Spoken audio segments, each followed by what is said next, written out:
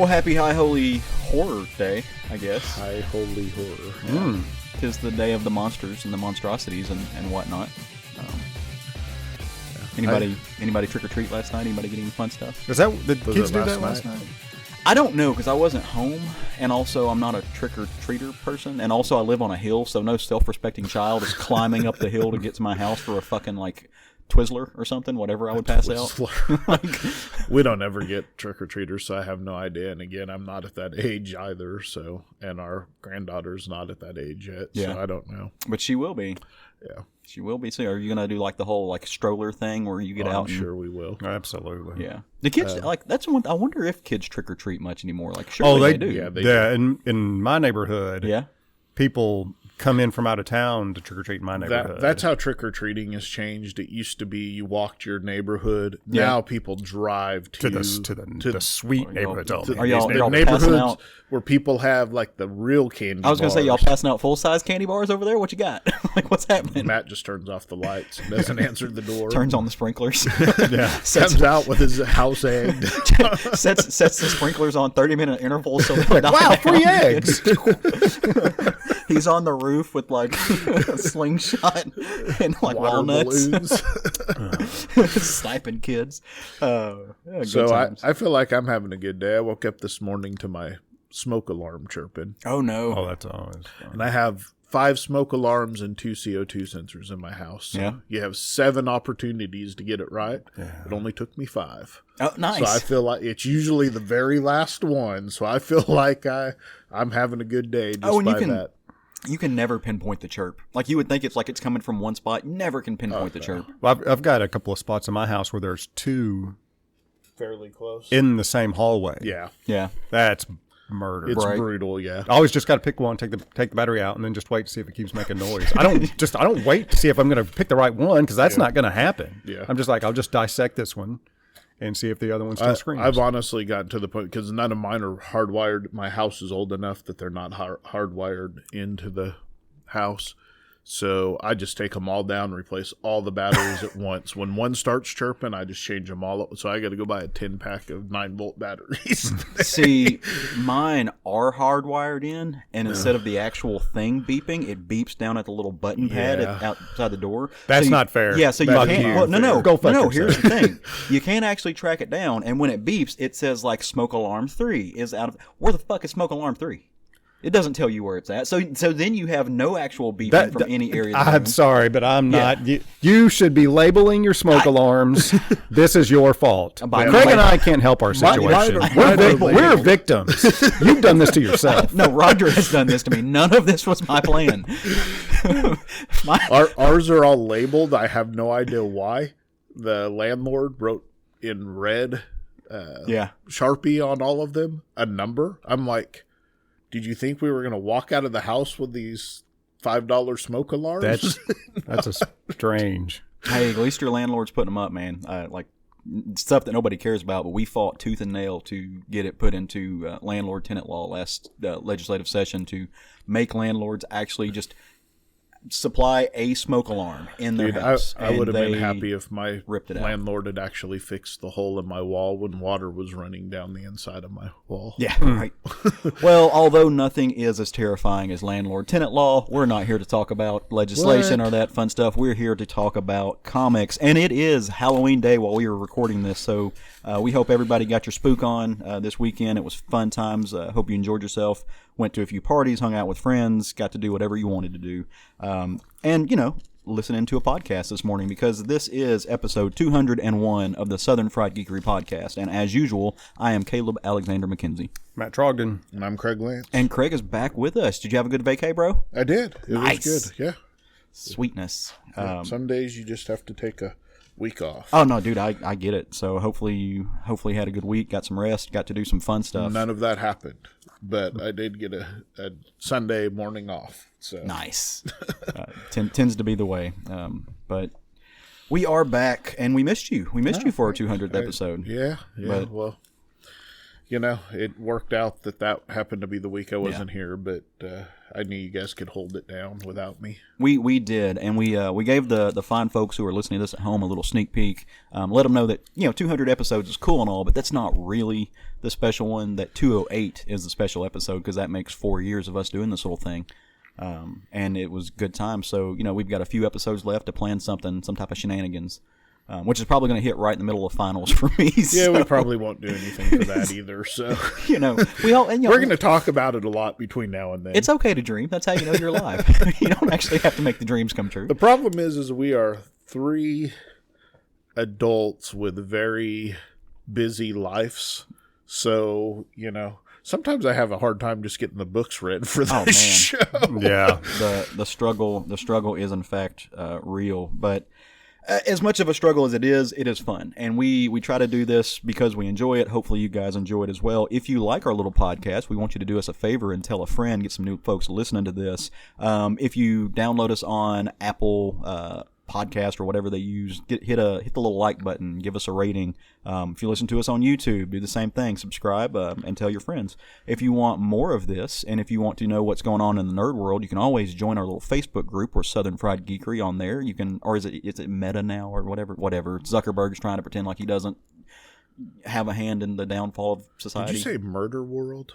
No, Meta. Oh, okay. Like Facebook is rebranding as Meta because Zuck is in trouble because people realize that his platform is shit and it's destroying the universe, and now he's trying to sock puppet. I mean, in fairness, all he did was give people a platform to be the people they really are. That's true. And abuse it. Yeah.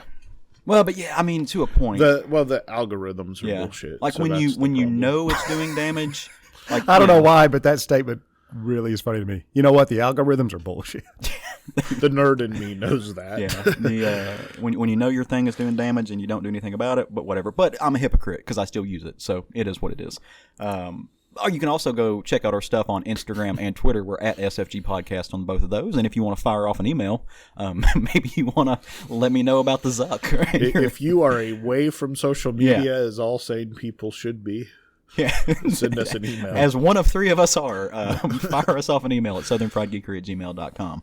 In the meantime, while you're finding all those places, we are going to get this party started, so to speak. Every week we like to come together, drop a little short stack on you, tell you about little 3 small tidbits to wet your whistle about things that we've been reading this week, things that we've enjoyed. Maybe we liked them. Just let you know what we're digesting, and we're going to start with that now. Now, I will say that like we do every week, even in our short stacks, there's no way to talk about this. Inevitably, something is going to get spoiled.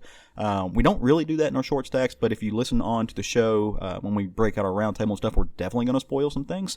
So, hit the pause button, check the show notes, see what we're talking about, see if you want to read it, if you haven't read it yet, if it's on your stack or whatever, and then go read it and come back because we don't want to spoil anything for us. So now I'm going to turn this over to one of my illustrious co-hosts, and I'm going to let them drop 3 little short stacks on us.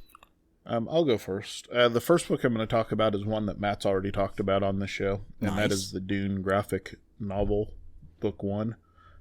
Not really going to dive into it too much because Matt's already talked about it, but Ryan Herbert, Kevin J. Anderson, who I didn't realize he was on it, but he's very prolific in science fiction writing, so seems to be, from what I remember of my half of the reading of the first Dune book, very faithful to the book, or about as faithful as you can be in a graphic novel. Faithful to the movie, for sure. I mean, they pretty well line up, so. It also matches Caleb's shirt with all the palm trees on it. Pink colors. Yeah. Very good if you enjoyed the movie, if you want more in depth but don't want to immerse yourself in, the dense novel. This is a good way to So randomly I saw that. Is that an adaptation? Is it supposed to be an adaptation of the book or the movie? Book. It's okay. Of the book. So I just noticed this past week on Kickstarter, and I forget what publishing house is doing it, but they're kickstarting a film adaptation of Dune. So yeah, number one, this is again, I don't know the actual publishing house, but this is a larger publishing house. It's one of those things that irks me that they're using Kickstarter because you're going to see this in Diamond, you're going to see this in previews. But yeah, there is now a Dune film adaptation coming out as opposed to the book adaptation. which I don't know why, because the film was pretty faithful to the book, and I don't think you need another adaptation. I mean, even Matt's rolling his eyes money. at this point. Money. Yeah. So the next two books I'm going to talk about are both more Halloween adjacent, I would say. And they're from Canterbury Classics, which I picked these books up at Ollie's. Found them at a good deal. They're both graphic novels. The first one is The Hound of the Baskervilles, a graphic novel. They actually give Sir Arthur Conan Doyle the writing credits on it. And from what I remember from when I read this book years and years ago, it's very faithful. Illustrated by Dave Shepard. It's got the werewolf type story going on, and of course it's not a werewolf because it's Sherlock Holmes, but really solid adaptation. And then the other book I read was Beauty and the Beast, a modern retelling by Jean-Marie Leprince, illustrated by Pete Katz. This is a very interesting take on Beauty and the Beast. It's got enough familiar elements from the original story, and it still takes place in kind of medieval times or whatever, old, not medieval, but colonial times, I guess you would say. Very interesting book. It's an interesting take on the castle and why it's enchanted. The only thing you have in it that's talking is a mirror. The rest of it is just because there's a demon that actually owns the castle, and he has to fight off the demon every year. Who publishes those? Yeah, it was Canterbury Classics. Okay, yeah. Yeah. I've never heard of them. An imprint of Printers Row Publishing Group. Cool. I've never heard of this publishing group either, but I saw these at Ollie's, and like I said, I was intrigued enough to pick them up and read them, and both of them were good. Now, explain to the folks at home what an Ollie's is, because they may not know. Yeah, it's a discount store that kind of gets what do you call it? Overstock, surplus from other places, and they sell it at a very discounted price. I paid $3 for each of these books at Ollie's. Nice. And like I said, I mean, Beauty and the Beast is a retelling, but the Hound of the Baskervilles was a very faithful telling, in my opinion, of the original. So pretty cool. If I see these elsewhere, I will definitely be picking up any more in this line because it was pretty fun to read them. So awesome. What you got, Matt? So my short stack is all Marvel. Wolverine number 17 by Benjamin Piercy, Lan Medea, and Cam Smith. Did y'all read this? I haven't yet. It's okay. Well, there's a moment in here that was pretty laugh out loud funny that I won't. Oh, you can spoil. I won't spoil, but it's got to do with the Blob. Oh, and the Blob singing. So is he still a bartender? Yeah, he's the bartender. Okay, yeah. So enjoy that. One's fun. And that moment specifically is really fun. Also, I read from the Inferno storyline in the X universe, number 2. Of course, this is by Jonathan Hickman, artist Stefano Caselli, and color is David Curiel. This is really good. Yes, it is. So, have you read this one yet, Craig? I haven't read anything from this week. This is which is why you got 3 graphic novels from me. This one is really good. I'm going to miss Hickman's writing the X titles. Yeah, I am too. I don't understand the cover though. It is amazing. It's amazing. I like, having read the story, I didn't understand why the person who is on it is on the cover. Covers, because it feels like it should be another character, but it's amazing. Like, it's an amazing very cover. Frazetta-ish. Also, the third on my stack is Marauders, also from the X storyline. This one's by Jerry Duggan and Phil Noto. Now, this one, the reason these make up my short stack are very specific reasons. So Marauders has been one of my favorite from the X storylines. This was another really strong issue. And it occurred to me, so Hickman's story in what he's doing, the story itself is really compelling. It's just got a very compelling storyline with characters that have a lot at stake, and you feel what they have at stake. Marauders is different. Marauders is like an adventure storyline, but it's fucking clever. Yeah. We keep getting super clever stuff out of this. Some of the most clever character exploration there is going on right now. And it just occurred to me that why I appreciate these in a different way, the different strengths that they have. Because have you guys read this one? So I'm not reading Marauders. Okay. So I'm not either. So, okay, well, the end of the last issue, the team is sucked out into the void in space. Okay. Well, the collective team uses their individual powers to survive that. And it's just like, damn, man, Jerry Duggan is fucking like the chain reaction, like team up kind of thing, or kind of. Yeah. It's just, and he's They done built that. the Voltron. They've done that. He has done that several times in this story. He just does. He takes characters' individual powers and uses them in a way unique, clever, and symbiotic. Yeah. And it started with the very first issue of this when Shadowcat went on that fucking kick-ass killing spree, and he's done it again with. It's one thing I will say about this entire run of X-Men is the way they've really expanded on all of their powers and kind of like you said, they make them more symbiotic where they're working together, but all of them are almost like all their powers are now at a different level. Yeah. They've kind of been reimagined in some places. I'm not getting that they're at a different level. They're being used better. It's just clever. Yeah. It's like these are the same powers, but it's like Iceman's a perfect example. Iceman's not just making things cold. Yeah. I mean, Duggan has really broken down what you can do with those powers. And he's done this with all the characters in ways that's what I mean. Yeah, it's just a clever interpretation of the same powers that have been around for decades. And I think Hickman's encouraged that just by the overlay of what he's done, because like you think of is it the 5 or the 6 that use their powers for resurrection purposes? Like he's finding, he's taken the fastball special and like applied a little bit of meth to it just to make it explode. So you've got that. You've got the way that they meth. Sorry, I live in Arkansas. It's a thing.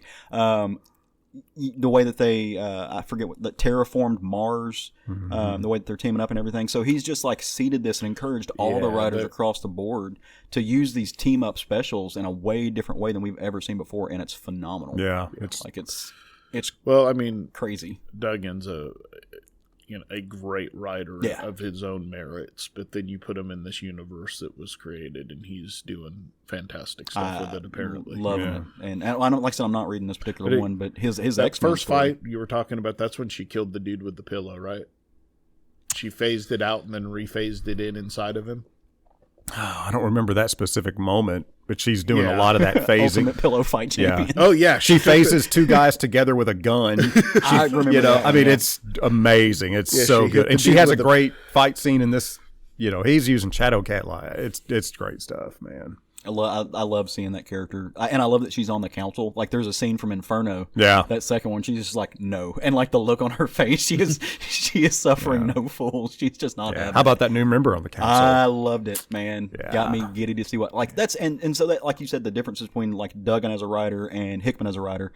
Hickman he's playing the puppet master. He has got strings attached to people, and his machinations and his political intrigue are just like solid in. Yeah. Where Duggan, like, you can just hear the adventure music in the background. Yeah. It's so good. And I say that, like I said, only reading Duggan's X-Men right now, but it's kind of the same. It's doing that same kind of work. It's Duggan, so I assume it would be.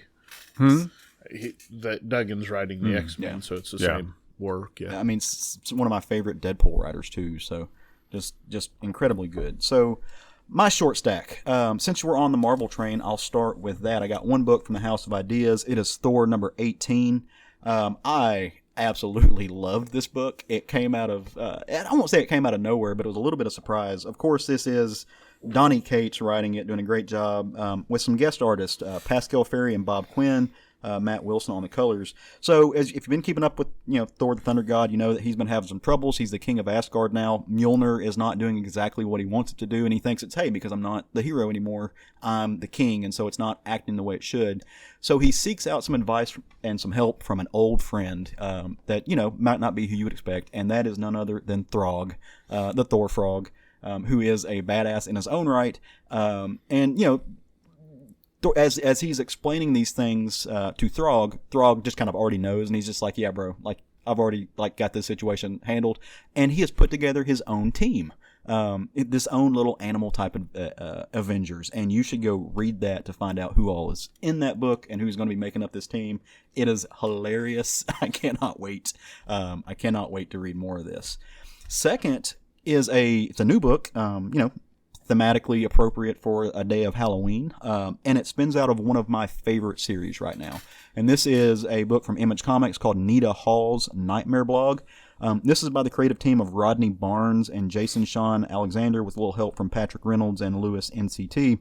And I say this book spins out of one of my favorite series because it is connected from Philadelphia. So this book comes straight out of Philadelphia, except where the main character in this book is an ex-girlfriend of the main character in Philadelphia. So Nita, and you actually saw a little bit of this in the last Philadelphia, she's mentioned. Nita got dumped, she moved on, but whereas Philadelphia deals mostly with vampires, this one's more of a ghost and demons kind of thing. So still dealing with some supernatural, but not the same type of supernatural stuff that you're getting in Philadelphia. And I don't know that Rodney Barnes and Jason... I think Rodney Barnes is going to keep writing it. I don't know that Jason Sean Alexander is going to keep writing it, as much as they had him jump on here with... He's writing? Drawing. Sorry. Sorry, tongue-tied. I don't think he's going to continue to be the main artist on this book. I think he's going to keep with Philadelphia, but I think they just brought him in to help transfer it over. And it was absolutely just blew my mind how good this was. Really, really fun. And then last but not least on my short stack is actually going to be a little cheat. A new album came out from one of my favorite metal bands right now, Mastodon, Hushed and Grim. What the fuck kind of fucking short stack is this? Bullshit. Dude, I have listened to this album 8 times since it came out on Friday. It is the perfect soundtrack to a Halloween. That's twitchy. An incredible band. I absolutely love these guys. It is solid. If you've ever seen their covers completely tell a story for whatever type of thematic thing that they do. There's the connection. It's phenomenal. No, I mean, I'm straight up cheating. I'll fully admit it. Like, this album is one of my favorite metal albums come out this year. So Mastodon, Hushed and Grim. Go check it out. You're not the only person I've heard say that about this album. It's so goddamn good. It's interesting. I love it. So, and I'm a huge Mastodon fan. So, but like right now, I think that they, there's always kind of a revolving, like, who's your favorite band? And like mine just evolves with time. But they are one of my, if not my favorite metal bands playing, like newer metal bands right now. Them and Gojira. Good stuff. So that's mine. Read some books. Go listen to some tunes. Read the tunes while you're listening to books. It's fun times. So there you have it. Well, we ready to break open a book and talk about it together? Something that we all have do read? That. Well, let's do it. So every week we try to get together and all read the same book. We pick out a new book that comes out, just something that's fresh to discuss it, to break it down, to talk about it, kind of bounce ideas off each other. And this week we got together and Craig picked the book this week. It's House of Slaughter #1.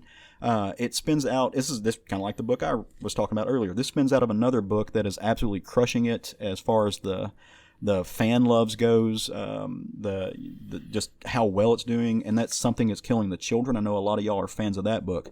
I have not read Something Is Killing the Children. That is not something that I have had digested. It's on my list of things, but I just missed it. But luckily, we have a Craig in our arsenal, and Craig has read that book. And from what Craig says, it's one of the better things that he's read in a long, long time. Yeah, I mean, I've been trying to sell that book for quite a while. If you haven't been listening to me and haven't got it, raise his hand. Yeah, it's a really, really solid horror book. But again, this comes from Image Comics. Nope, Boom Studios. Oh, Boom Studios, my bad. James Tynion is credited on this, mainly because it's his characters, along with Werther Dell'Edera, who did Something Is Killing the Children. But Tate Bombdell wrote the script. Chris Sheehan did the drawing. Colors by Mikel Muerto and letters by And World Design.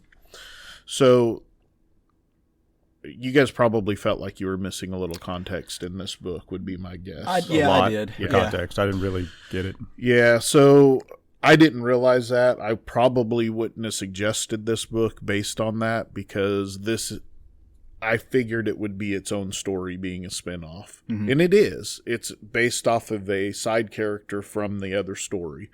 But a few things that would have helped had you known was Slaughterhouse is an organization led by an elderly man named the Dragon.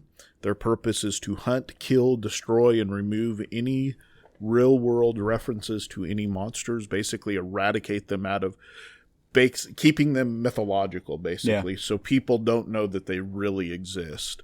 And that includes if they go into a town and usually only the kids can see the monsters, and so they don't have to worry about that, but they'll kill people that know that the monsters exist to keep it from becoming out there. You know, anybody that they think might have credibility where people are going to believe them. Kid says they see a monster. You know, kids say that stuff all the time. So an adult says they see a monster, you know. So kind of maintaining the masquerade. Yeah. Trying to keep it mythological, because if people knew what was really out there, it would, you know, bring all kinds of chaos and disorder to the world. There's different color masks. They represent different objectives. Like there's a green mask that they hunt dragons, for instance. The black mask is out there hunting your everyday boogeyman type monsters, you know, the monster in the forest type thing. The white mask, I forget what they are, but they're basically the Slytherin. They're the assholes of the group. That tracks. Yeah. And in order to become a hunter, you have to earn your teeth. So if you notice in the story, when it goes back in time, and we'll get to this just in a second, the kids don't have teeth on their mask yet. Right. Their masks are just plain. So in order to earn your teeth, you have to go through some initiations, one of which is confronting the monster that actually got you picked up and brought into this group. So usually what happens is they save a kid. That kid is proven that they're worthy of becoming a hunter. They bring them back to the house. The kid then has to go through the initiation. And that initiation means going and fighting the monster that you just got saved from. Right. And if you live, then you can become a hunter. But then they do other things like these war games that are presented in this book and so forth. So this issue starts with Aaron, who's a black mask trying to... at this point in time, he's a full-fledged member of the Black Mask. Mm-hmm.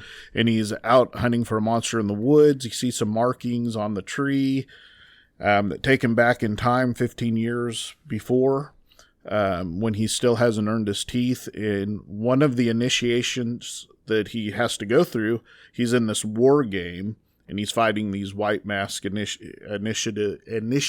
that are always on his ass. They are in the other book as well. He traps them, but his own arrogance fails to kill them. Mm-hmm. And he kind of starts taunting them, which allows them to escape, and in turn, quote unquote, they kill him. It's a war game, so they're not really killing each other.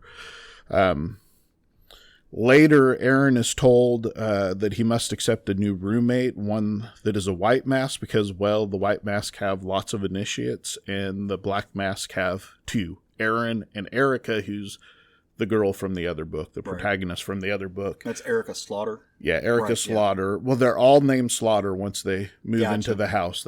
Aaron's last name is Slaughter. Once you become an initiate, your last name gets changed to Slaughter. Okay. So Aaron reluctantly sets off to show Jace the house and get him situated. Jace demands that Aaron takes him to an off-limits area known as the Dragon's Lair. You can imagine who lives up there, the old man that runs the place, known as the Dragon, which you only see him briefly in here. Right as he's about to come out and scold the kids, the white masks show up and start taunting them. And they start a bunch of shit, and Jace, who is a white mask, actually steps in and saves his new friend Aaron, mm-hmm. who has been showing him the house. And we switch back to modern times, where we find out that Aaron is actually hunting Jace. So we don't know what's caused Jace to become the monster that Aaron's going to hunt, but at what level of monster he is. Right. You know, something's turned him into a monster. And he says in there that the first man he ever loved. Yeah. So we're assuming based off of that there's some sort of, deeper relationship than just friendship. Yeah. Which was cool. I like that little tidbit at the end. I'm always down for more representation in comics. So you said a while ago that you probably wouldn't have picked this if you knew how much context you needed, or we would have needed as readers to kind of pick up on it. I'm actually glad you did, though. Like, I like that because it lets us have this conversation about the idea that every comic is somebody's first, and maybe they should have been some more stuff to connect them. But it also let me read this just wholly like on its own. Well, it's a solid spin-off, and you could, Matt said he was a bit lost in it, and I believe that. If they had just taken on the front page and put a few little notes in there that said, hey, these little things will help you get some investment into this world, that would have helped the whole bunch. Yeah. But no, I don't disagree with that. Because it would have, because I was the same way. Like I didn't feel lost. I don't know if that's the right way to put it, but there were certainly times that I read this, I was like, this is hinting at content. This is a context clue that I don't have the context for. That happened several times, and like I said, it didn't like throw me off on the actual story that was being told here. Yeah, the story stands on its own, but there's certainly definite tie-ins to the original story that having that context would help. For instance, you're looking at the page where he's got his owl totem, his little familiar. Him. So what happens is when they fight, when they're saved from that first monster, usually the monster hunter entraps that monster into something that they're real close to. So in his, it was probably the stuffed owl. Mm-hmm. Erica's, it was a stuffed little octopus thing. Well, then when they get back to Slaughterhouse and they have to confront this monster, they release it from its totem, and then they have to imprison it back into the totem, and then that totem becomes their familiar. Okay. Because they now have dominance over that monster. See, that's kind of a badass concept, and I wish I had that. Yeah. See, that kind of stuff is the kind of context, because I'm sitting here reading this, and all of a sudden, this guy who is apparently a badass monster fighter has this little thing that looks like it's about to ask him how many licks it takes to get to the center of a lollipop, because that's exactly what the little owl looks like. Yeah. But I was, like I said, it didn't throw me off of the actual story that was being told here. Just strange things. Like, I would love to know more about the two, like the house leaders, these older women who are kind of guiding and teaching. So Jessica is the leader of the Black Masks, and Chelsea is the leader of the White Mask. And Chelsea's kind of right below the dragon. She's kind of his spokesperson to the rest of the house. She's kind of enforces all the rules and make sure that, because Jessica will go out and do stuff like bring in somebody that hasn't been approved and just bring them into the house like she did with Erica. Yeah, just breaking the rules. She just does what she wants to do, and you can there's some friction that's portrayed in this book where they're having a conversation and she says, yeah, well, your house is about to lose all of its authority, because they're dying. There's only 3 of them left. There's Jessica, and there's Aaron, who's still an initiate, and there's Erica, who's just been brought into the house at this point. So, which is also where the main story is, when it's went back in time and is showing us Erica's going through her trials and initiation into the House of Slaughter. So a lot of this is fairly new in the series. So I want to jump over to Matt with something real quick. So Matt, you were kind of like me. You didn't have the same history coming into this book.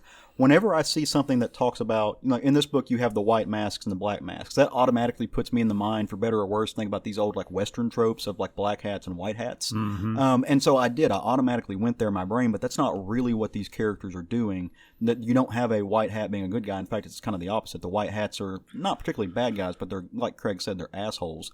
And that kind of like threw me off a little bit. I had to like retrain my brain not to think that way as I was reading the book. Did you have any issues with that, or no? Okay. I did wonder why they're wearing masks at all.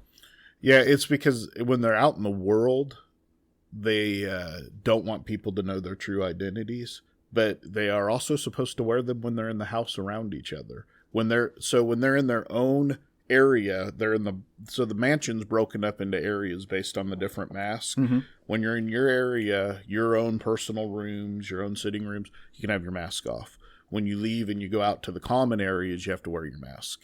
If you notice, Gotcha. Jessica's never wearing her Right. mask when she's in the house. She's like, fuck you, I do what I want to do. So A little too close to the real world right now. Yeah, Yeah. right. But I mean, yeah. it's a really cool visual element, though. Yeah. I mean, so and the design, and I don't know if this is similar to the art that you get into the main book, but I really dug the art on this. I thought I think the colorist did some great work on here. Well, and the art is similar enough to Deladera's that Mm-hmm. you don't notice. Sometimes when you have like a spin-off book and you have a different artist, you immediately notice. Choose another book that they've done a fairly decent job of mimicking the original art, Yeah. so you don't feel like it's a different. Same with stylish. Yeah. I really love the colors and just the style in the opening scene where you've got him, you've got Aaron out hunting that deer, like that image from the first off, the pinks and the blue hues really sets it in. But one thing I noticed too, maybe you can explain this, is later on when he's a full-blown monster hunter, his eyes glow, and the same is true. They of the haven't others. explained that yet. Okay, so that's Yeah. just something that they're not. Yeah, it has not been explained yet. Because you So, don't have that in the younger, Yep. when you jump back 15 years, you don't have that. And I noticed that the two women's, their eyes glow as well. So I'm curious, I would love to see that explained. at some It will point. be, I'm Yeah. sure, whether it's in this series or if it's in. I mean, to me, I thought this was supposed to be a prequel. Mm-hmm. It's actually, It takes place in both. yeah. So it's happening in both timelines. So I'm really interested to see what has turned his friend into a monster. Yeah. His ex-boyfriend, whatever the relationship is, what's turned him into a monster, and now he's having to hunt him down. That, to me, is the compelling part of this story, even outside of the rest of what's happening. Yeah. So that's what I'm looking forward to most in this book, I think. But yeah, they haven't told us yet why their eyes glow. That's interesting. What power they have, because for the most part, all we know is that they're trained to kill monsters. Yeah. That's all we're really, they go to this mansion. It's basically, I don't want to call it a school because it's not a school, because they all live there, whatever age they are, whatever, mask they're in. But they go there and they train. They train to kill monsters. They fight each other. These houses are not houses. That these masks are at odds with each other for whatever reason, even though their goals are the same. Mm-hmm. Like they said, the green masks should be the rarest of all because they're out hunting dragons, and how many dragons are out in the world, But there's these odds. One thing that was really cool was when he took him on the tour and he takes him to the one room. He's like, "Yeah, this room Right. sucks. Don't look at them, or don't worry about them. They're really weird. Just leave them alone." And they're hanging from the roof. Yeah. It's like, what the hell's happening? in I this was like, room? are those vampires? Like, Yeah. Then he says, "Oh, here's the library. You like books?" and walks off. Not to mention that's really going to work. Yeah, don't worry about them. They're weird. Just Right, don't worry. yeah. Don't worry about it. Well, you have to. Okay, so you have to. That's like an alarm realize going off. Don't worry about that. This kid that he brought in probably just saw his whole family killed, Right. and his whole world has been turned upside down in the matter of the last couple of days. I mean, my man is handling it like a champ, if that's the case, though. 'cause- But that's the that's how they get brought Yeah. in, So this kid has probably had his whole world destroyed, and now he's having to readapt. And the guy's going, "Don't worry about the people hanging from the ceiling." Okay, why not? I just saw a monster kill my family. Probably no big deal here. Yeah. So I found it funny because reading this type of fiction and stuff, like in the back of my mind, whether I want to or not, I'm always kind of comparing it to things that I've read or digested before. So as I was reading this, I was getting strong Morning Glories vibes, just because of the school and you've got these younger people being paired up against each other, and it reminded me a lot of that, which I love Morning Glories. I would love it if it would ever get finished. I think it's but it kind never of will. a trope that they do with like boarding schools, Yeah, for yep. instance, whether it's Harry Potter, whether it's Morning Glories, Deadly whether Class. it's Deadly Class. You pair the Yeah. groups up against each other and Yep. have them fight. But it had kind of that same tone to it, and I really dug that. And I may actually put this on my pull list and just let it stack up until I'm able to get the main series read, because I do want to read. I feel like you need to read the main series. I don't know that you have to get but you're certainly going to have more context It's gonna make as it to what's richer. going on. Yeah. Because Aaron's really just a side character in the Yeah. other book. he's just shown up in the last couple of issues because Eric, as a child, has just now been brought by Jessica to the House of Slaughter. And he's having to take her under his wings, which is referenced in this book when he says, yeah, don't tell her, but I'll kick their ass if they mess with her. Well, Aaron's really kind of in the other book, he's kind of like kowtowing a little bit to the white mass. Yeah. Like, a little bit lets him kind of push him around, so maybe we don't know all of the story. And that's what I'm interested in, is getting the rest of his story. Because to take one of these side characters and kind of fill out their backstory, to me, is interesting. So you can probably read this story without all of that context, but I'm sure it will help. No, you can, but it does. It makes it richer. It gives it so much more texture to what the story is. So yeah, I'm curious to see where this goes. Like I said, I may let it build up and check it out. Also, I would kill to see Tynan write the Cuckoos. Just because of the way he writes those 3 white mask chicks. Like, give him an X-Men book just focused on the Cuckoos. That would be killer. But he's not going to do that because he's totally getting away from, like, he's going on Substack and he's getting away from I think mainstream, going all to his own. Yeah, just 100% creator owned, away from like. And I'm curious to see how long that'll last. And he's. Dude, he's one of the hottest writers around right now, right? Like, so he's killing it at Boom. His DC stuff is on fire. Everybody I know, like when they're doing their best of list, like they've got him at the top of the list right now. So I'm personally going to be super sad when he leaves Batman. Yeah, I've really enjoyed this run, and part of it's the art, but the writing's been amazing on Batman. So, but I generally like everything that Tynion writes. Yeah. I loved his detective. I actually liked his detective run more than I'm liking this Batman run. The Woods was a fantastic. I mean, he's done so many just great. Whether it's his Big Two stuff or his own personal stuff, creator owned, I just enjoy his work. So. Yeah. Well, I imagine Matt's probably not going to stay on it just because it's. No. Does it make you any curiouser? Because that's a word. Does it make you want to go check out the Something Is Killing the Children, that main book? Does it like intrigue you in any way? No, just not your kind of cup of tea. No, that's fine. It's not really Matt's cup of. Yeah, I don't read a lot of supernatural stuff. Very little of it I tend to get into. But this is about something killing children, Matt. I'm not giving my money to that. I'm sorry. But, you so the trades for pro-child stance. The trades for Something Is Killing the Children will barely stay on the shelf. That's why I don't have them. I can't find. I'm gonna have to order them, I think. Yeah, it's the closest thing I can connect it to is when Saga first came out and started taking off, and people couldn't even get their hands on trades for a while. It's that same, and it's like, just publish more. Yep. People want to buy it, but that's where it's at right now. Supply and demand, though, dude. Yeah. Sometimes things are more popular just because you can't get them. Yeah. All of a sudden, especially in our world, like this collector mentality that's so prominent in speculatorship and in comics culture and in toys and everything else. You can make something more valuable by just lowering the run of it and make people think it's a rarity. Whereas if you had made enough for everybody who wanted one, they wouldn't get talked about. I will tell you, anybody I know that's read Something Is Killing the Children has loved it. Yeah, I haven't had one person come back and say, it was okay. Yeah. Everybody that's read it has absolutely loved it. Yeah. So, and that's from the very first issue. It grabs you and just hooks you in from the very first. And now that we're getting this backstory and again tied in with this, it's really becoming a deeper and deeper world, I guess you could say. Yeah. But it's I highly suggest all of it. But yeah, you'd probably be better served, if nothing else, to pick up the last trade paperback that's telling Erica's origin story now. If you at least had that coming into this, I think it would help you a whole bunch. Okay, cool. Well, I will go put that, move that up on my priority list. But no, it's one of those things, and you've been touting this for a long time, and it's one of those things, I want to read it. It's actively on a list of things that I keep, I've got a little list on my computer of things that I should go buy at some point. It's just, there's so much good to read. Well, I think for you, it's a series you would like because you do like horror series. Yeah. So I think it's something you would like. I knew Matt was going to be iffy on it because of his...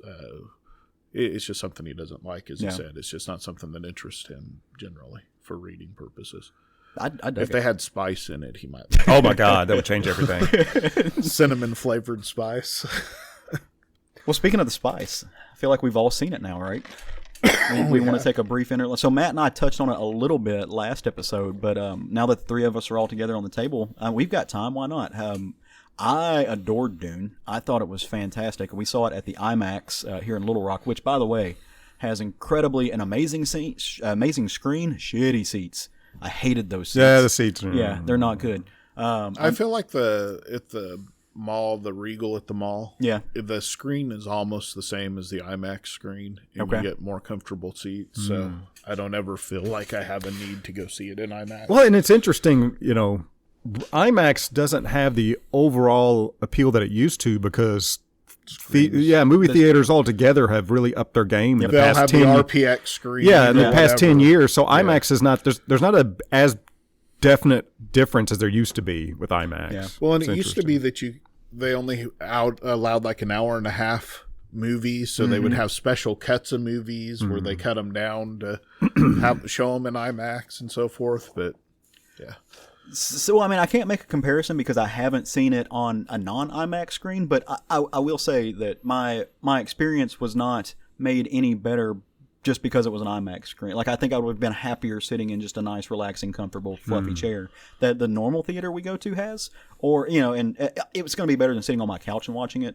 But now I just can sit on my couch and watch it. So, which is I mean, nice. in fairness and full disclosure, I watched it on my couch. Yeah, but you have a badass TV.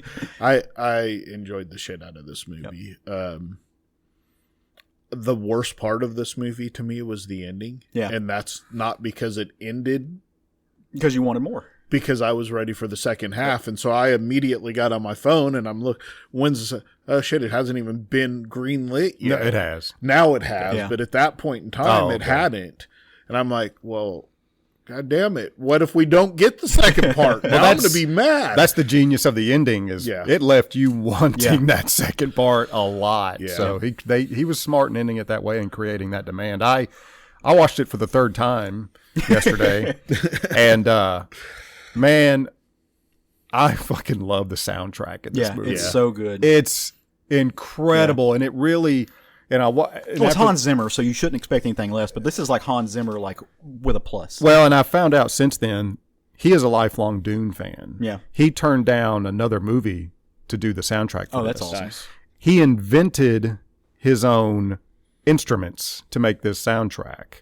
He got like metal sheeting to do metal scraping sounds as part of this soundtrack. Nice. But the thing that really stood out to me, one, the uniqueness of the soundtrack really fits the uniqueness of the Dune, but the drums, those metal sounding drums are hypnotic to me. I fucking love the drums as they're flying the Ornithopters over.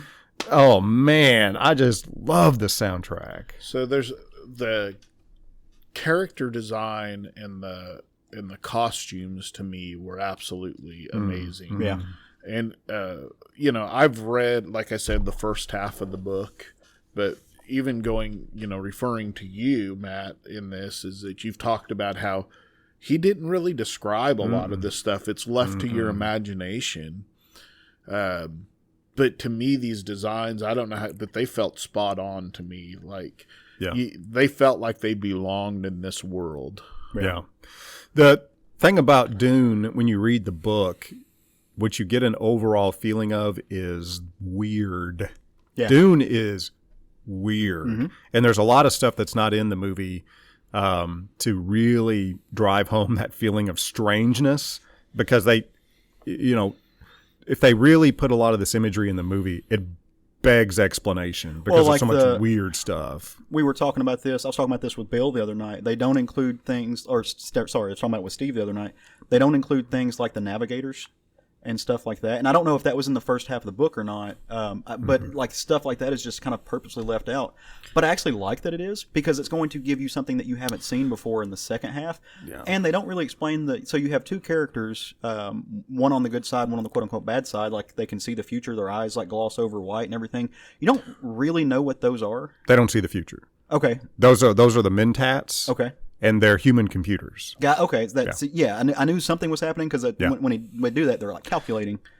Yeah, one thing it didn't go into is the fact that the whole human civilization runs on spice. So, when his eyes go white, that's him computing. Yeah. He does that. That's fed on spice. Gotcha. The doctor, his abilities fed on spice. You mean Yui?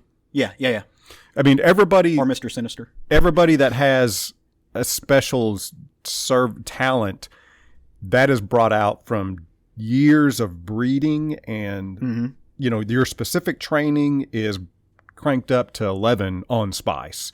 The navigators, the navigating guild, they're on so much spice they've mutated into fish people. Right. And that's really hoping we see that in part 2. And so that's something that's not really touched on is they touch on that spice being the most valuable substance in the universe because of travel. Yeah. The navigators take the spice so they can see past through the stars.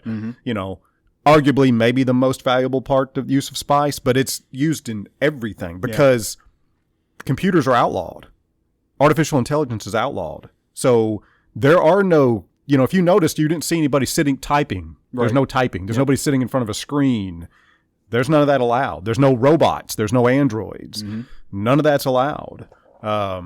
Because, Dune starts, it alludes to what's called the Butlerian Jihad, which is essentially the rise of AI.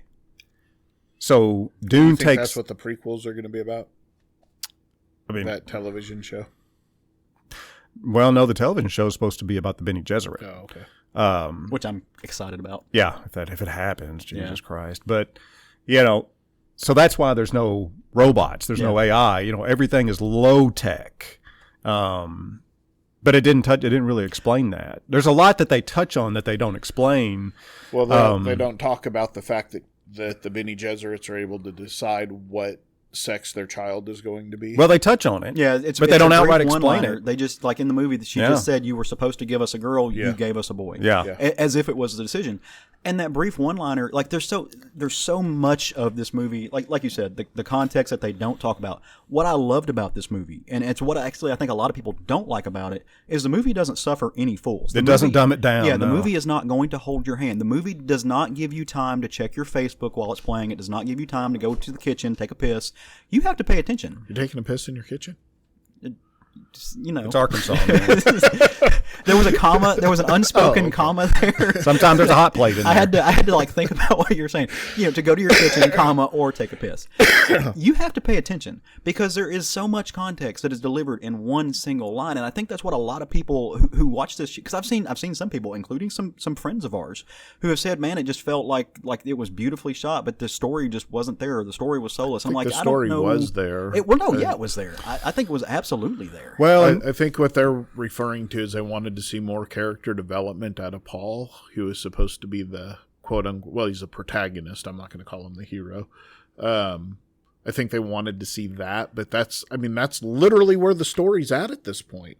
You're seeing the character development by having everything stripped away from him. His entire life, like this, and you can compare it to like modern concepts of privilege or something. Like it's all being stripped away from him. This idea of the hero's journey, but this is long form cinematic storytelling.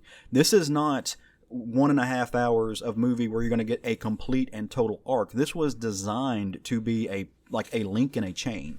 And you're not going to get a full 1,000% like open to close story in something that is specifically designed to be episodic, but in cinematic ways. And that's where this, adaptation suffers. Is it would have been much better served as a series. Okay, it would have been, and I've seen people say that. Yeah, it would have been much better served as a series, because the nature of the work. But I think people don't have a problem with it.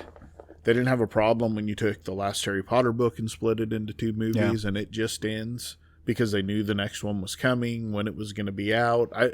They've done it with the Hobbit movies. Mm-hmm. There's problems with the Hobbit movies, but people didn't have a problem with them just ending at different spots because they knew I think somewhere people have forgotten that this says Dune Part 1 right when it starts. And the same thing, like you said, Lord of the Rings. Like you watch the first Lord of the Rings movie, it doesn't end in a way that like there's no closure in the way that the first Lord of the Rings. The way the first Lord of the Rings ended felt like the beginning of the story, and that's exactly the way the end of this felt. It felt like, we just watched the ending of the opening. You watch the first Lord of the Rings. You watch the first third of the movie. Well, similarly, I just watched the last. I know we keep coming back to this just because it's on our minds, but I just watched the last episode of The Sopranos, and it does the same thing. There's no closure there. And there's not supposed to be. And in that one, it is an end cap. Like that one, you're just done. And a lot of people didn't care for the last episode of The Sopranos. They didn't. I loved it. I thought it was fantastic. I think it's wonderful because it opens up. And I really appreciate endings like that are atypical. Yeah. And, because it takes some guts and it's different. And that reminds me when I went and watched No Country for Old Men. Yeah. And the end of No People stood up and were pissed at the end of that theater. Me and a buddy of mine were like, dude, that was amazing. It's a different way of conceptualizing a story to me, and I think it was great. Yeah. Now, we talked about the soundtrack. One of the things that I noticed, and I've only seen it once, though, is not necessarily the soundtrack, but just the sounds, the sound engineering throughout the film. I thought it was different, as you said. There were some things that gave it like a metallic, almost organic metal feel. I'm going to say something. Let me finish this thought before you beat me down. This is I'm going to bite onto my phone. No, this is the right way to use that.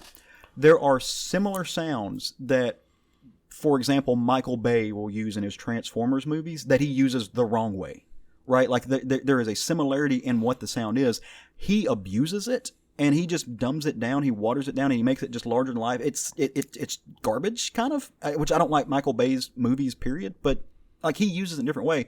This one, it takes that same similar sound, but uses it subtly. Uses it in a wholly different way to do something else, to really set like the mood of the sound. And I think that, I think this film will win Oscars for sound engineering. I think it'll win the soundtrack, but just for sound engineering. It's going to win a lot of Oscars. I wonder if they're going to wait for the second one to come out like they did with Lord of the Rings. Wait for it to be done and then give the deal a... but it's definitely has some technical awards coming. It's got costume design. It should be nominated for at the very least. Man. Yeah. Sound engineering, soundtrack... the sound that the clothes make, like if you can hear that, it's just that blew my. I was sitting and I'm over here nerding out, and Roger's like, I don't give a shit. Like, shut up. The director, and I forget his name right now. I don't know how you pronounce. I'm still not clear on how you pronounce it, but it's Denis Villeneuve. I don't know how you pronounce it, but I can write it down. At any rate, he found a way to get some of the strongest performances out of some actors that I've seen in their careers, and some great acting out of great actors as well. But that is maybe Jason Momoa's best part that he's played. He did. He did a good job. Now, was he your favorite character in the film? I'm not going to say his name wrong for the fourth time. Yeah, Duncan Idaho is his name. Yeah, and he was great. To me, he was he felt like the most heroic out of everybody in that film. Well, he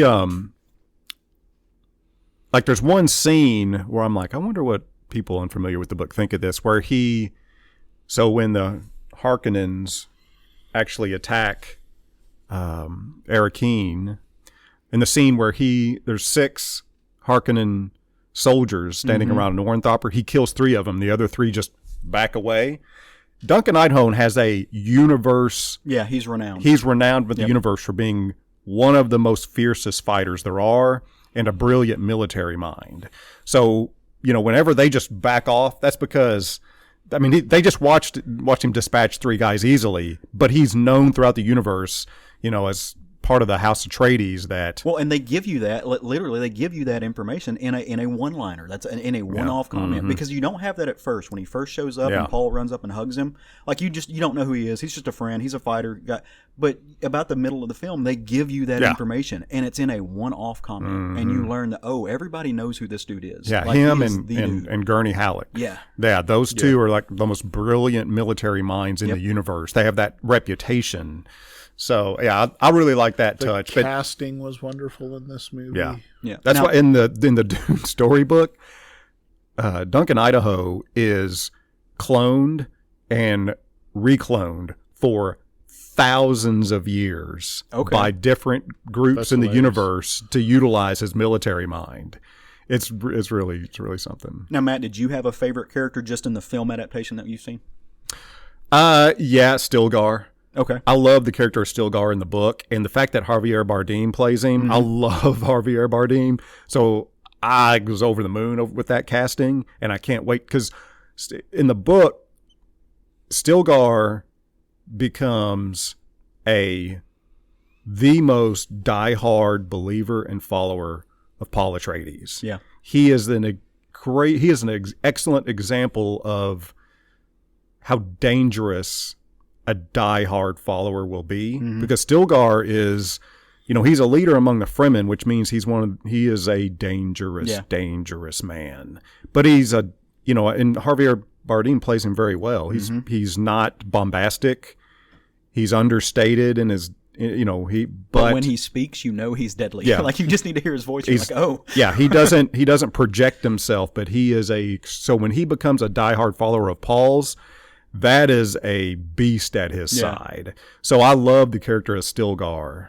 No, as soon as he heard, I actually didn't recognize him until I heard the voice, but I was like, oh, okay, that's Javier. Man. But just the way that he does his lines, I'm like, yeah, that guy's got a big dick and a sharp knife. Like that, he is not to be fucked with. That opening interchange between him and Oscar Isaac's so good. Yeah. His I loved it. So if I had to pick a favorite character, still solidly Lady Jessica. I think Rebecca Ferguson did an amazing job. I think out of everybody, she had the widest range as an actress because you see her being vulnerable, you see her being a wife, you see her being one of the most powerful people. You also in one room, but she goes into another room with this elder witch, and she's all of a sudden she's subverted. Just as far as an acting range goes, she's a mother. Like she just covers the gauntlet of these possible character embodiments. And I was just blown away by the range that she has. The fact that they shrunk down, this has to do with, it spins off of that comment, but they shrunk down the whole traitor in their midst storyline. Did that bother you at all? Not really. There's a lot that they did. There's not much that really bothered me because I went into this realistic. There was a lot they were going to have to strip away, boil down, simple down, so that it'd say. I mean, because they went through that whole thing in basically one scene. Yeah, I mean, they had to. You've just got. And Lady Jessica was actually one of the hang-ups that you could, an argument, she is a much stronger person in the book. She is a very self-confident person. She exudes a lot of danger, and that's very underplayed here. They're setting it up to where it feels like maybe we'll get more of that in the second one. There's a comeuppance coming, both her and Paul. And rewatching it, paying a very close attention to her facial expressions whenever Paul is talking to other people, and when they get into the siege and he's talking to the Fremen, really paying attention to her facial expressions, because a couple of times she gets a little overwhelmed with what she has done and what Paul is going to mean to the future. And it's interesting to see that in her, knowing the story and knowing that context and watching her facial expressions, it's like, and she gets a little overwhelmed with it sometimes. And of course, when Paul's eyes are opened by the spice, we see him being overwhelmed with that as well. That was super compelling. Friend of ours, Kevin, he said, "I'm just going to say it right now. Paul Atreides is my new favorite hero, even more so than Luke Skywalker." And I said, dude, you probably should wait for the rest of the story to play out, because we're talking more of Anakin Skywalker than we are Luke. I mean, the people that say that kind of stuff, I love, because I can't wait to see what they think as this story goes on. That's part of the magic, though. Because especially if Dune Messiah gets made. Yeah. Because whenever the first Dune book hit, it was, it's best-selling sci-fi book of all time. But a lot of people fucking hate Dune Messiah, which is the second book, and they like Dune the Children of Dune even less. And it's for that reason it's so important. It is not your typical hero's journey in any way, shape, or form. This broke the mold when it came out. So it's funny him saying that. That's what you're supposed to think. Yeah. When you're reading this book, you're like, wow, this is. I just told them to hold that thought. Yeah. So before we move on to our last little segment before we end the show, I want to take a point of personal privilege, like a proud husband moment. As we're watching the movie and you get that last scene in the film, Roger, my husband, who he's not seen any of the older movies, he's never read the book or anything else, he looks and he said, I think it was really cool how they used that little mouse as a metaphor for Paul, and I could have just like had him right there. I was just like, you've never been more sexy to me than right now. And that is the language of the film. That is a tribute to the language of the film, the visual language. So yeah, I'm glad we all loved it. I wish we could have all seen it together. Maybe we should try to watch it together sometime. That'd be cool to do. Matt's probably going to watch it like 80 more Yeah, times. I don't know how many times I'll watch go it. home and watch it. But first, we got some Halloween to talk about. Right? We do? I think so. Is today Halloween? It is. Oh. It is the spooky times. Yeah. So I got a question for you guys. We got together because it is the last show of the month, and we said let's make some lists. Lists are fun. We all enjoy them. Caleb loves his list. I love a good list, man. So we actually have two sets of lists to give you today. We'll start with the fun one first, the one that's going to give us a cavity. What are your top 3 Halloween candies? Like what when you walk around with your little jack-o'-lantern bucket to your neighbor's house and they dump stuff in there, what do you get the all giddy to find? We'll just go. We'll each go and drop our 3 for this one. I'm going to go first. Yeah. Okay, so I kind of went traditional Halloween stuffs here as opposed to, regular candy bars I can get any time of the year and put in my Halloween. Candy corn, yes, I'm that dude. I love candy corn. And it's just 100% waxy sugar. I get That's it. bizarre. I know people who will fight you over if you take candy corn and you lay it out, it actually makes an ear of corn. Did you know this? Just stop. Did you know that? Just for that reason alone. There's no justifying. No, it's good. The next one is candy popcorn or popcorn balls. Yeah. You don't get those anymore on Halloween for obvious reasons. People have razor blades. Yeah. Well, cat hair. Yeah. People aren't going to pass out something that's not pre-wrapped anymore. But we used to love making on Halloween. We would make popcorn balls, and we didn't pass them out. We actually ate them ourselves. But that was one of the things we did on Halloween. And the last is carameled apples. Oh yeah, nice. Very cool. So not necessarily traditional candies so much, but no, Craig is DIY. Halloween. He said this is stuff I'm making. Yeah. You ever hear Lewis Black's bit on candy corn? No. It says all the candy corn that's ever been made was made in 1974. And all that company does since then is goes around to all the dumpsters and recollects it, dusts it off, and repackage it. Letterman said there's only one fruit cake out there. Yeah. It just gets passed around from family member to family member. All right, Matt, what is your top 3? Drop yours on. Man, when I was a kid, if I had Reese's cups I was like, man, these are good people. Yep. These are good people. Yeah, people got me peanut butter and chocolate. Yeah. These are that's the only way to judge human beings. And back then they gave you the full size Reese's cups. Now they give you those little bitty bite things. Yeah. The quantity of peanut butter to chocolate ratio is not the same. Yeah. I was still just as excited when I got either one, frankly. But that was the score for me. Other than that, we had some people in the neighborhood that would make cookies for Halloween, and I really liked those. But that was, other than that, man, I mean, Halloween candy when I was a kid, if you got chocolate at all, that was a score because everybody was giving you sweet tarts because they're assholes or Tootsie Rolls because they're cheap. I mean, it's like, I like that Matt turned it to a top 3 list of things that pissed him off. I just, I don't have 3. I had 2 because there was so much trash in there. Cookies and Reese's? I was like, oh, those little taffies that were like peanut butter and had like the little ghost on them. Yeah. Those fucking peanuts. I hated those. Oh, things. yeah. There was, so it's like 3 was a struggle. I'm like, there was. I feel that. So my 3 is borderline a little boring, but 100 gram bars. I even like the little travel size ones that they give you. Love a good 100 grand. Whoppers. Dig the little box of Whoppers, and I'm a huge Milk Duds fan. I love them, and I realize these are things that I can have any day I want to at any gas station. I mean, but those were my favorites. That was what I would trade you for. Even as a kid, before I had dental work and stuff, Milk Duds were just too chewy. They stuck to my teeth. I love them. My wife loves them. I didn't care for them. Yeah, I've never. My brother loved them. Yeah. I didn't care for him. Like runner up on my list, sugar daddies, and I just thought Yeah. about this. Oh, but man, sugar I didn't daddies- like those. That's why I Sugar daddy's don't. the same as milk. That's dads. why I don't eat them. Well, they're a little bit different. Is it? But yeah, it's. I thought sugar daddies were the just block it's just of caramel. Yeah, that's all it is. But the 'Cause I milk didn't- duds have the chocolate around it and stuff. Okay. And it's like a different texture. I don't know. I was thinking. It's- Okay. Yeah. But anyway, like those things will rip your teeth out. Like you can never actually. Oh finish man, them. I can't. So That was too. When I was a kid, I was Yeah. like, oh, they were too sweet. Yeah, Yeah. that's me. Sorry. This is the reason Matt looks the way he does and Craig looks the way he does. I never in my life tasted anything and said, "Oh, that's too sweet." I just Oh, fluctuate, and I'm fluctuating in between.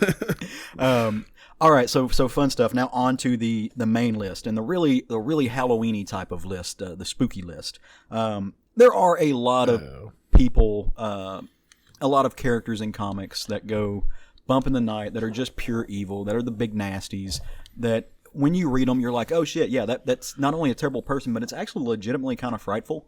And that's the mark of good writing. That's when you know that you're getting a good and compelling story. So I posited to my friends here, my fine gentlemen, fellow podcast hosts, give me a list of 5. I want to see a list of 5 people that genuinely unsettle you when you're reading comics. Now for this one, why don't we each do our 5 and then we'll each do our 4 and stuff like that. Can I kick us off? Sure. Y'all cool with that? So number 5 on my list is a character that spins out of the world of Conan, and that is the evil cannibal wizard himself, Kulan Gath. That dude legitimately horrifies me, and there's some recency bias here, and I'll fully admit that because he's like the main bad guy in Savage Avengers right now. But even before that, even when I've read him, written by Robert E. Howard, when I've read him, written by Roy Thomas, in old Conan books, like he is legitimately scary, like he frightening. He won't die, and he just absolutely abhors humanity, and he's motivated by nothing but mutually assured destruction. And what do you do with somebody like that? There's nothing you can do. He's just evil. He wants to achieve the most power, and by doing so, he's going to destroy everything. So, dude legit gives me the creeps. He's weird looking, and I don't like him, but I like to read about him. So that's my number 5. Number 5 for me is the Punisher, Frank Okay. Castle, because that is a compelling and frightening character to me, because that is one of those characters that once he decides he's going after you, it's over. Yep. Those characters are super compelling to me, that once it's been decided you're his target, your time is up. It's just a matter of how much time it is. And that is now, as a victim, that is now going to be hanging over your head. Your end, and unpleasant end, is a certainty. Yeah. So that is always, that's why I love the character so much, as he is just a terrifying character to have out there. Yeah. I'm going to go with my number 5 is going to be Grandpa from Redneck.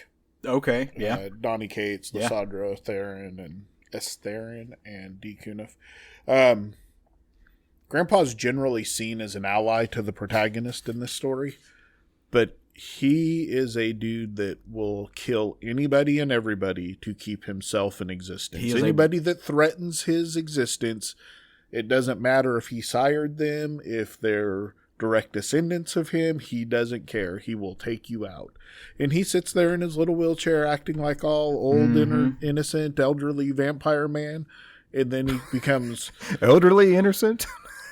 vampire man. Doesn't say a word, doesn't eat, just sits there staring out the window all night long, and then he turns into a raging, flaming bat that's killing and destroying everybody. Yeah. And And he's absolutely terrifying. He is a bastard of the highest proportion.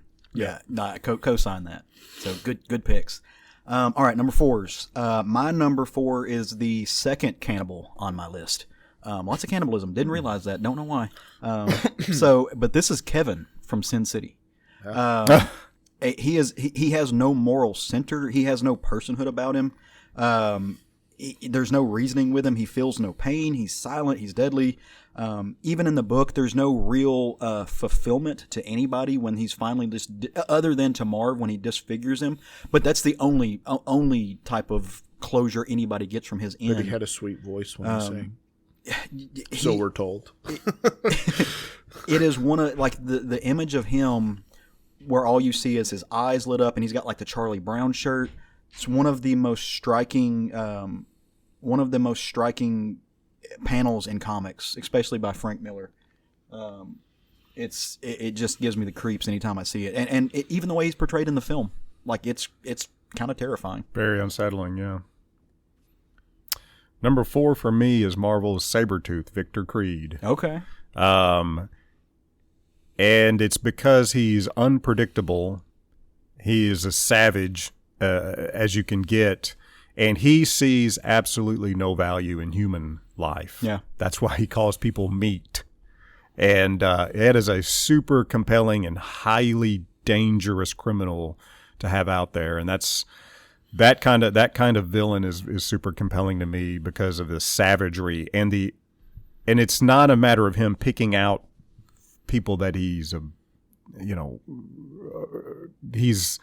angry with. He just sees no value in human life, and he actually sees value in destroying it.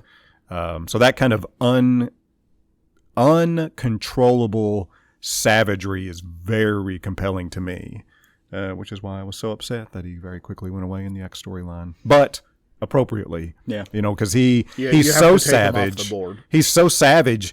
He's not going to serve anybody's agenda. Yeah. So he's not going to fit into the Krakoa. The fact that Omega Red is fallen into there at all, fallen in line at all is kind of amazing. Yeah. Mm-hmm. So. Yeah. Well, my number 4 is also from Sin City. Okay. It's Yellow Bastard. Yeah.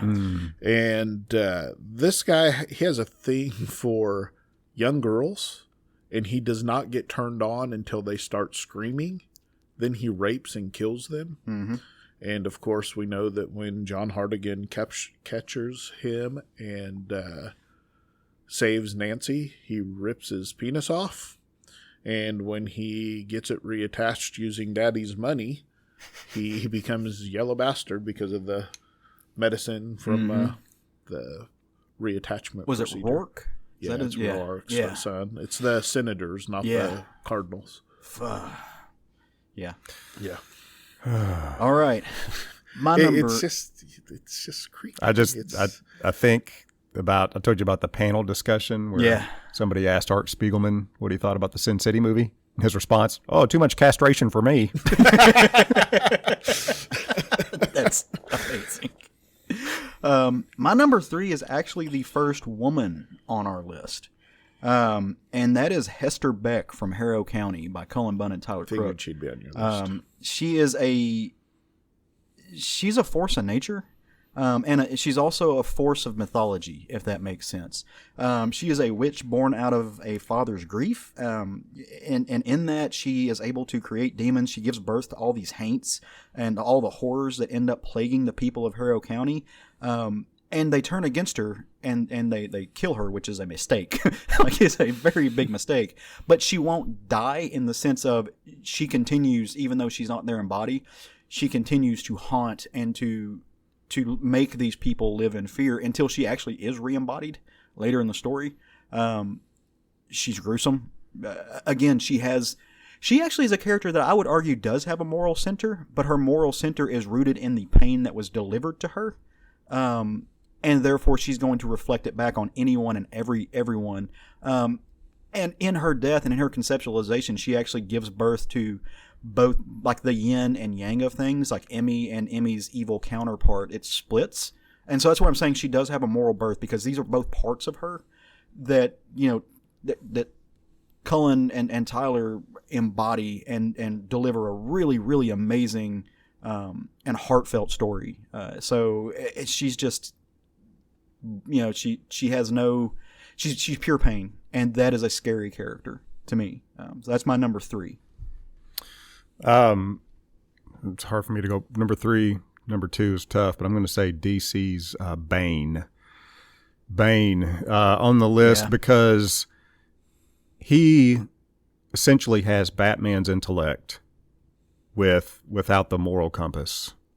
And when written correctly, he is extremely dangerous for those reasons. And similar to Frank Castle, when he makes the decision that he is going to do something, there is no stopping him. And whether it's beating Kite Man and I mean, yeah.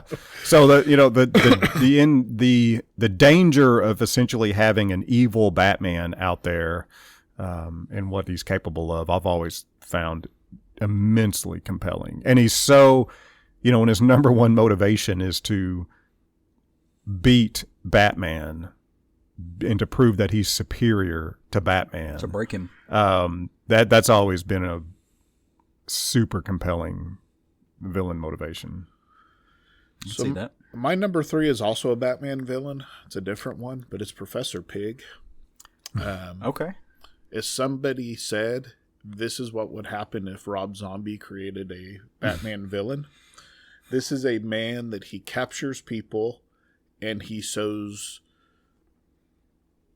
masks onto their face to create the perfect person in his opinion, and manipulate. And if you just want to see how horrific he is, read that couple of issues in Tom King's Batman when it's part of Batman's nightmare, but to see how far Batman believes Professor Pig could go and how horrific he absolutely could be, basically just a butcher. Yeah. Yeah, he's pretty frightening. His depiction in the Arkham Knight game. Yeah, It is. Really It is. twisted. Yeah. Oh my God. That is nightmare fuel. Oh man. All right, so we're down to our number 2s. All right, so my number 2s comes from a horror book that I think I'm on record as saying is one of my favorite horror graphic novels of all time. And that is, the book is 30 Days of Night, but the character is Marlo Roderick. Now, in the book, Marlo plays kind of he is not like the quote unquote leader. He plays one of a few people who are vampires who are pulling people in a different direction. It's a series I need to read. In the film, he's played by Danny Huston, who is just creepy in his own right, in the best kind of ways. But what makes Marlo terrifying in both the books and the films is that he gives no fucks at all. He is unencumbered by the threat of the overwhelming odds that would be up against him if he drops the masquerade. If the humankind, what he considers to be cattle, learn of the vampire's existence, the leading thought in that is that they would overwhelm him and destroy all vampires. He doesn't care. That does not move him. He only wants to. He disdains anything that humans revere. And you get that in his characterization, but he's a very sadistic character, and delivers, like in the film, delivers one of the best lines of any horror movie. Well, like in my top 5, the where he's looking at the person and goes, "God, no God," and then just murders. Does a murder, and He does a murder. That scene, and as grotesque as he's delivered in the graphic novel, there is beauty in that grotesqueness, and just genuinely a character that, like, when you think about it too hard, will like wake you up at night. E.P. Cray. Number 2 for me is Marvel's Nimrod. Yeah. This most recent X storyline, when he, takes down Apocalypse in the Hoxpox run. Yeah. Oh my God. The speed and efficiency which he takes down Apocalypse. I think you mean Hoxpox event. Yes, that's correct. Thank you for correction. Whenever I was like, oh my God, that is a terrifying threat when you can take down Apocalypse with such ease and exactly. So that ever since then, I'm like, Jesus Christ. I mean, Apocalypse is usually who they move off the board to prevent. It's like the Hulk. They move them off the board to get rid of an easy out. When you have a villain that comes in and can just remove them so easily, it is horrific for sure. Yeah. My number 2 is the Corinthian from the Sandman. Yep. So, if it's not creepy enough that his eye sockets are made of human mouths with teeth, full teeth in his eyes. Mm-hmm. It's pretty creepy design. In addition, Dream created him to be a black mirror made to reflect everything about humanity and what it will not confront. And when Dream is captured and held in prison, the Corinthian actually escapes Dream the dreamland and goes into the real world and becomes the most prolific serial killer that humanity's ever seen. So, yeah.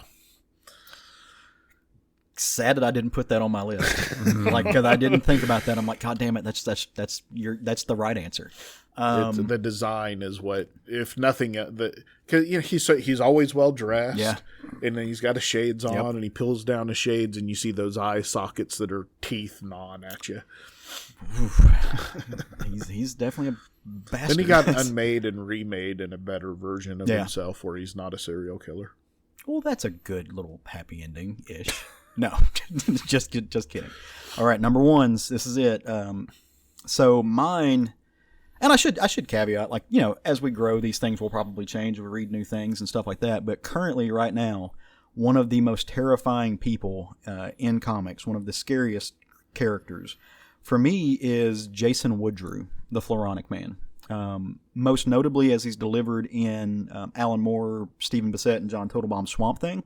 And I should say his first appearance was in the Atom #1. But what makes Woodrue the most terrifying to me, like, is because he almost has a point, and it's almost a self-reflection thing for me. I was like, I'm uncomfortable that I agree with him up to a point, especially in Alan Moore's Swamp Thing. Well, some of the most compelling villains are that. Yeah. That they have a reason that is right, but their actions are wrong. Well, and even though this was written, when it was written back in the 80s, it is... This version of him is so wholly, like, adaptable to right now, because his whole thing is, look, meat is destroying the planet. He's another, like Sabretooth. He refers to people, like, to animals, to anything fauna, as meat. It is destroying the planet. It is destroying the flora, which is what he wants to hijack and become the green, the spirit of the green, kind of like Swamp Thing. But as we live in this age of, like, global warming and and where we are actively seeing ourselves destroying the planet, and we can't do any fucking thing about it because of the people who won't let us. I almost see a point there. Like, I'm like, you know what, I agree with you up to the point that I don't, which is like, you cross the line. You are Ivy right. Is in the same vein. Yeah, you are right until it becomes a point that you see that the answer is genocide or the eradication of everything. And that scares me, because I shouldn't, like, I'm like, okay, but if this is the end goal of where you're at, then why should I agree with you at all? But then you look at the world around you and you're like, okay, but like, just like back it up by like 30% and you're where you need to be. And that's terrifying, because he's like instead of genocide, only kill 70%. No, I don't think you should kill anybody. Like, it's like the difference of Thanos and Snap and 50%. Yeah. Like, but he understands the path. He just reaches the wrong conclusion about how to solve the problems that are legit problems. And that scares me, for me, because, again, you don't want to be the person who agrees with this person to any sense. So and he's just nasty looking. Like, his design is just like, just where in the book where he, like, spray paints himself human, but it is grotesque. It is. What was he just in where he had the gourd that he gave to Ivy to make her? Well, he's in the current Swamp Thing book, and he was in the Future State little mini state. Yeah, and he's just as unsettling there. They shared the gourd so that they could look human to cross the border. And, yeah. He's unsettling there. He's not just as unsettling there, but in concept, one of the most terrifying people at DC Comics, definitely, if not in comics. He stole the gourds from Swamp Thing. Don't eat Swampy's yams. What's your number one, brother? The Joker. Yep. Yeah, it was coming. The Joker. It's very simple. So reason. is mine. So we can just go on together here. Simple. He literally gets joy from mayhem and killing and hurting people. He doesn't do it on the way to achieve a goal. Yeah. So many most villains, they have a goal, and if if he has to take you out to reach his goal, he or she has to, well, they're willing. His goal is to do the damage to human beings, and it's elating to him. That's at a completely different level of evil. Yeah, the damage isn't collateral. The note I made was that he is evil incarnate, and he does evil because it amuses him. Yeah, yeah. Not for any other reason. Yeah. just because he finds enjoyment in doing evil. Yeah. Yeah. And to me, that is the scariest kind of evil out there. Yeah. Well, and so the Green Goblin. Also, he's a clown. Yeah, there's that, and that's not terrifying at all. Clowns are just. But the Green Goblin almost made my list, but didn't, and it was for that same fact. I was like, if I put the Green Goblin on my list, then I've got to put the Joker on my list, because the Joker is infinitely more terrifying than the Green Goblin, and it's because the Joker is sane. The Joker, like Green Goblin's just fucking crazy. That's why he does what he does. He's motivated, but he's legitimately out there. Like you can see, he's a broken person. The Joker is not. The Joker is methodic. A weird definition of sane. Well, I don't think he's like. I don't think he's like criminally. I think he's a sociopath. I mean. Yes, that's what I mean. I don't think he is. Right. I don't think he's a normal person. I don't think he's. For me, the insanity for the Joker comes from the fact that he knows the consequences of his actions, and he knows what he's doing. Give a fuck about the and he likes the consequences. That's the thing, is he doesn't. Yeah. You know, everybody else doesn't care about the consequences. Right. Joker likes the consequences. Yeah. He wants Bat to come get his ass. Yeah. And for somebody like the Green Goblin, the damage is usually collateral, and for the Joker, there is no collateral damage. The collateral is the damage. That's the goal. Well, and the thing is any collateral damage in the Joker's world, he planned. Yep. He wanted it to There's happen. no unforeseen consequences when the Joker puts a plan into motion. Everything that happens is pretty much the way he plans it out. And obviously Joker's written differently by different people, but the best written Joker to me, that's the way it plays out. And he made those fucking smiley fish. Yeah. So he's terrifying. He was on my short list. So that's a hell of a list. Those are a lot of like really just scary, nasty. I knew Matt's was going to be nasty Joker people. number one. Yeah, as well, but really predictable. Yeah. I couldn't be true to myself and not put it on there as well. Yeah, I love that y'all pulled a lot from DC and Marvel, and just goes to show you how even in mainstream comics there's terror to be found. So good stuff all around. Well, and speaking of good stuff, this has been a really fun episode, and I appreciate both y'all's time for doing this with us again this morning, and every Sunday morning that we get around to doing it. And I appreciate everybody out there who's listening to us. Again, if you like what you heard, and we really hope you have, hit the like and subscribe button. Let your friends know. Leave a rating and review if you can, if the platform you download us from has that option. Come hang out with us on Facebook, Instagram, and the Twitters. We will welcome you with open arms. You can shoot us an email if you want to. But for now, we got some homework and some prep and some planning to do for all you crazy kids out there, because Tuesday and Wednesday, new comics are going to drop the way that they always do, and we're going to give you guys an idea of what you should pick up this next week. From either your local comic shop, maybe you download your stuff digitally, however you get it, as long as you pay for it. Maybe you've got something coming from Kickstarter even too. That could be awesome. But as long as you're getting it legally, that's all that matters. So we're going to set the table. We're going to set the menu a little bit for what you should consider picking up next week. Maybe it's great. Maybe it won't treat you right. And if so, you can come gripe at us. We'll send you to Matt for that. He is our complaint department. But either way, these are the things that caught our eye. So I'll go first. It just because I want to. So this next week there is a new hardcover, an OGN coming from our buddies over at Fantagraphics, and that book is called Lure, and it's written by Lane Milburn. I love Fantagraphics books. I think they're doing great stuff, and they make really excellent shelf porn. If nothing else, it looks fantastic on your bookshelf. In this graphic novel, a group of idealistic young artists from Earth are commissioned to collaborate on a corporate art project for a planet that has been colonized for luxury living.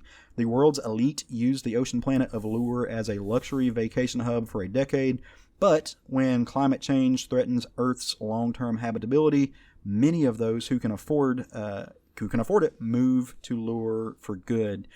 Very timely when you consider the fact that, we are starting to actually go forth and explore space. Like this past week, you had Elon Musk, who largely I don't think should be listened to because he's Elon Musk. But his idea was, I'm going to use all of my billions to make Mars inhabitable. And Jen Bartel, famous comic writer, was like, would you just pay fucking taxes so we can all live? But I think this is timely. So I'm really curious to see what's going to happen with this book. That was a curious rant. Yeah, that was okay.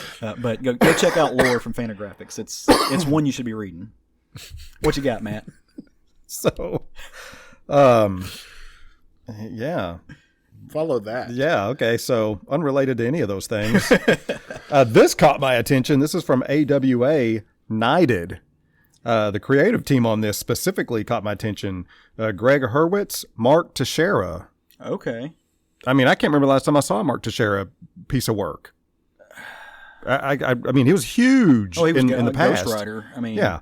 So this caught my attention. And also part of the creative team is Brian Reber. In what is obviously a rejected Batman storyline, the story here is Bob Ryder is a hapless bureaucrat whose bad luck streak comes to a crescendo when he accidentally kills the city's masked vigilante. Now Bob is forced to take on the mantle. So, yeah. Mark Teixeira's name on this thing, I'll admit, is what's... AWA has been really good. So I will be picking that book up as well. This is a book that is way out of my zone. I don't typically enjoy books that are what if or, alternate reality so much. Mm-hmm. That's not always true, but, this is Dark Knights of Steel #1. I saw this. Tom Taylor and Yasmin Putri. This is basically going to be all of the DC proper is going to be set in medieval times. There's a spaceship and a crash and kingdoms rise and fall and, the typical stuff. But Tom Taylor writing anything is going to be good. Yeah. And then I think it's going to be interesting as hell to see these characters in a medieval setting versus a modern setting, just to see how it plays out. Well, and Tom Taylor's one of the best writers for this outside continuity stuff. He does those books really, really well. It's weird because I say that, but then I think about it and I really enjoy some of the Black Label DC stuff. So I don't know. Sometimes I lie to myself and tell myself I don't like things that I do, apparently. So that's you're adaptable. It has to be a compelling story. Maybe you're flexible, and that's a good thing. That's a good thing. Not if it's an annual. Unless it's that one that he... Unless he likes the one. I did like that one. I don't remember which one it was, but I did like one annual. Well, one time. Matt uttered a good word while ago while he was telling you about his next book, and that word was crescendo, and I think we've reached ours. So it is time for us to close this thing out. If we've covered everything, do you fellas feel like we've done diligence? I guess so. All right. As good as time will allow. Yep. Well, you guys know what we're going to tell you, like we always do. Go forth and love some comics. Do it. Just do it. Happy Halloween, folks.